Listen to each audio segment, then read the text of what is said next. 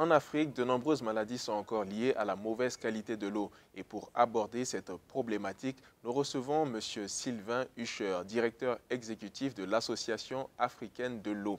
M. Sylvain Hucher est également membre du comité international ISO TC 224 de l'Organisation internationale de standardisation pour la mise en place de directives pour l'amélioration de la gestion des services d'eau et d'assainissement et aussi membre du comité international ISO PC 305 pour la mise en place de standards internationaux pour la fourniture d'équipements pour les services d'assainissement autonomes. On peut donc dire, M. Hucher, que l'eau n'a aucun secret pour vous. Bonjour et ravi de vous recevoir dans le magazine Africa Norm. Bonjour. Alors, pouvez-vous nous présenter votre organisation, ses missions? L'Association africaine de l'eau est une organisation qui a été créée en 1980 par la volonté d'un certain nombre de directeurs généraux de sociétés d'eau. Et l'objectif, disons, de cette organisation est de mettre en place une plateforme d'échange d'expériences entre les sociétés d'eau pour améliorer leurs performances. Il s'agissait en ce temps de ne pas réinventer les roues pour les sociétés d'eau. Les sociétés qui avaient connu un certain nombre de challenges pouvaient partager ces challenges-là avec les sociétés qui n'avaient pas connu ces challenges ou qui étaient en train de connaître ces challenges afin de faciliter la résolution de ces challenges par le partage d'expériences. Donc depuis 1980, nous existons.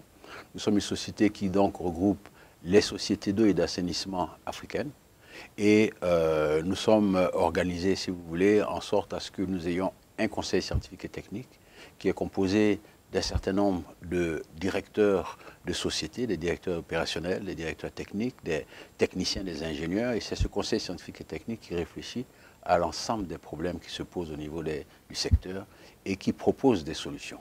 Et ces solutions sont ensuite transformées en programmes et en projets pour lesquels nous, au niveau de la direction exécutive, nous recherchons les financements pour mettre en œuvre ces différents programmes.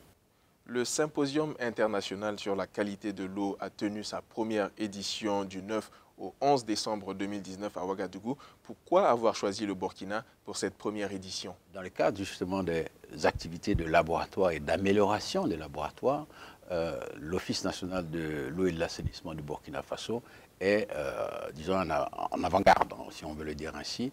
Et nous avons utilisé donc l'Office national de l'eau et de l'assainissement, l'ONEA, comme mentor pour renforcer les capacités de près d'une dizaine de sociétés d'eau francophones. Et nous avons aussi sollicité la Ghana Water Company Limited, qui est donc la société d'eau du Ghana, pour renforcer les capacités des sociétés anglophones. Nous avons une dizaine de sociétés qui ont participé donc à ce programme. Et le symposium aujourd'hui au Burkina Faso, parce que l'ONEA ayant été un mentor et a aussi sollicité d'organiser ce symposium, nous sommes tous revenus ici. Le thème de ce symposium était « Investir sur la qualité de l'eau pour la durabilité de la vie ». Cela résonne un peu comme un plaidoyer. Lorsqu'on regarde ce que la Banque mondiale a estimé qu'il était nécessaire de mettre en jeu pour atteindre les objectifs de développement durable d'ici les années 2030, le montant, l'évaluation a été faite à un niveau de 1700 milliards de dollars US. Ce qui est énorme. Mais il ne s'agit pas pour nous de rechercher ces montants-là. Là, je parle de manière globale, au niveau planétaire. Mais pourquoi faut-il investir dans la qualité de l'eau? Mais parce que la qualité de l'eau est primordiale. C'est ce qui préserve la santé des populations. Et malheureusement, jusqu'à présent, nous ne constatons pas que nos gouvernements se mettent en place pour regarder cet aspect de qualité de l'eau. Comment appréciez-vous donc les efforts consentis par les États africains pour améliorer l'accès à l'eau potable et à l'assainissement en Afrique? Vous savez, l'Afrique ne manque pas d'eau. Près de 5 000 milliards de mètres cubes d'eau circulent sur l'ensemble du continent africain. Et simplement 5% de ces volumes d'eau sont exploités pour l'agriculture, pour l'énergie électrique et pour la consommation humaine. 5% sur les 5 000 milliards de mètres cubes. C'est faible. Mais il faut comprendre aussi que cette eau, cette ressource en eau en Afrique n'est pas également répartie. Malheureusement, elle est inégalement répartie. Il y a des zones africaines comme l'Afrique centrale qui possèdent beaucoup de ressources en eau. Et le paradoxe, c'est que le taux de couverture dans ces régions ne sont pas forcément très élevés. Et on regarde par exemple l'Afrique du Nord, qui a très peu d'eau, mais pour lequel aussi on constate que les taux de couverture, c'est-à-dire les taux d'accès à l'eau, sont beaucoup plus élevés que dans l'ensemble de l'Afrique subsaharienne. Donc, pour arriver à faire en sorte à ce que les États comprennent que la situation qui est nécessaire doit provenir d'une volonté politique. Ça ne peut pas être autrement. Il faut que les gouvernements décident d'attribuer des budgets beaucoup plus élevés au secteur de l'eau et de l'assainissement.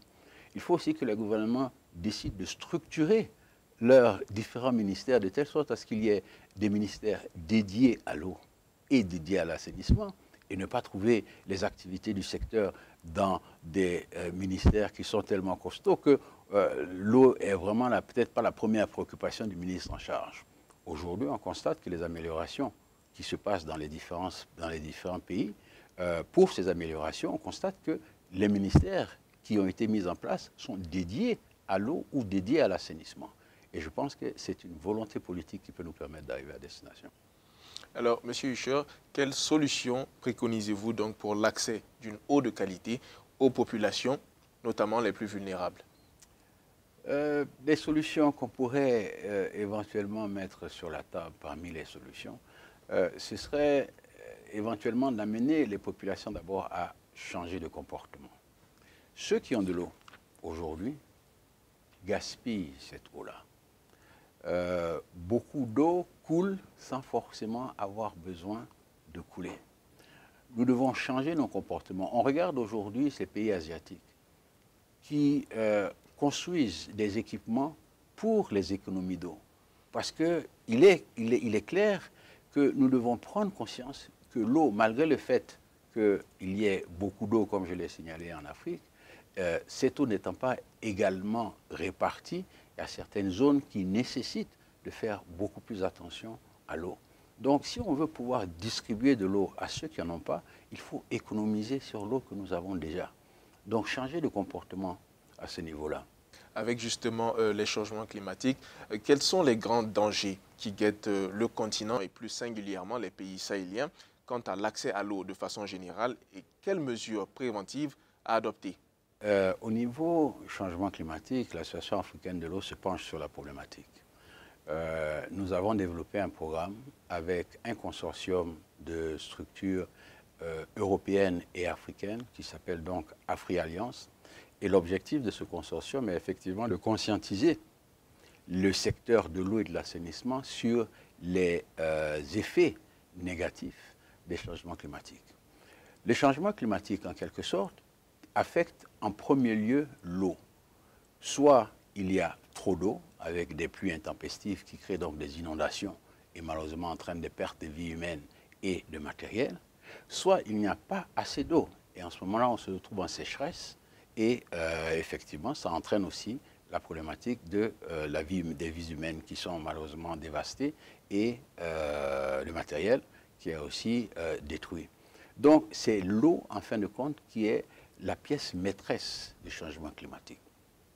Donc, il s'agit pour nous, dans le cadre de notre programme, de partager les connaissances que nous pouvons avoir sur les innovations technologiques qui permettent en quelque sorte, je ne dirais pas de remédier au changement climatique lui-même, mais d'atténuer les effets du changement climatique. Il faut préserver les ressources en eau, il faut préserver les infrastructures du secteur de l'eau et de l'assainissement. Et ça, c'est des choses dans lesquelles il faut prévoir, dans le cadre de projets, les effets que le changement climatique peut avoir sur ces différentes structures-là. Et c'est dans cet esprit-là que nous sommes engagés dans ce programme Afri-Alliance, qui est un programme, comme je le dis, qui couvre l'Europe et l'Afrique, et pour lequel un des éléments essentiels est le partage des connaissances et la présentation d'innovations technologiques qui permettent un peu d'atténuer les effets des changements climatiques.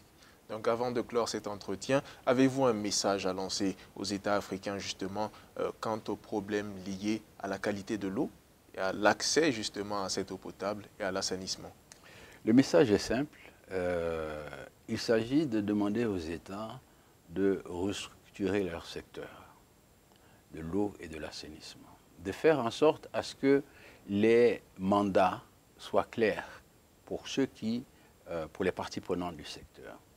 Il s'agit aussi de se pencher sur la tarification de l'eau et de l'assainissement. Une tarification qui permette à des ressources d'être engrangées à partir de ces activités-là. Et ceci permettrait alors par la suite d'attirer les investisseurs pour injecter de l'argent dans le secteur en particulier et permettre à un développement durable de s'installer. Et en troisième lieu, il s'agirait de clarifier la réglementation du secteur, de telle sorte à ce qu'on sache qui fait quoi et comment, et ceci bien sûr pour une amélioration de la gouvernance du secteur. Donc voilà les trois éléments que je pourrais adresser à nos États et à nos gouvernants en particulier pour une amélioration du secteur de l'eau et de l'assainissement en Afrique. C'est tout pour cet entretien, M. Usher. Je vous remercie. C'est moi qui vous remercie.